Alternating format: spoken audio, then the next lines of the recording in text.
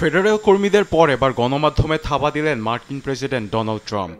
সরকারি তহবিলে পরিচালিত গণমাধ্যম ভয়েস অব আমেরিকার ১৩ শতাধিক কর্মীর পেটে লাথি মেরেছেন তিনি। শনিবার তাদের পাঠানো হয়েছে বাধ্যতামূলক ছুটিতে। মার্কিন গণমাধ্যমের ইতিহাসে যেন এক কালো অধ্যায়।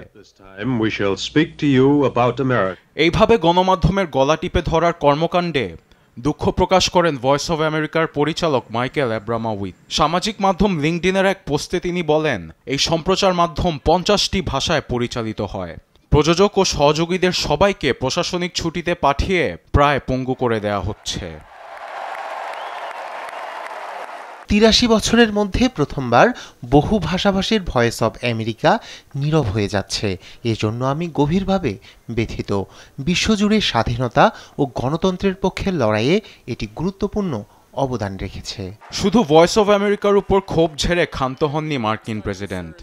গণমাধ্যমের মূল প্রতিষ্ঠান the US agency for global media USAGM ও তাদের দুই সংবাদ মাধ্যম রেডিও ফ্রি ইউরোপ ও রেডিও ফ্রি এশিয়ার বরাদ্দ বাতিল করেছেন ট্রাম্প। স্বৈরতান্ত্রিক দেশগুলোতে গণতন্ত্রের গান গাইতে এসব গণমাধ্যম বড় ভূমিকা পালন করত। বার্তা সংস্থাগুলোকে পঙ্গু করার পেছনে ব্যাখ্যাও দিয়েছেন মার্কিন প্রেসিডেন্ট।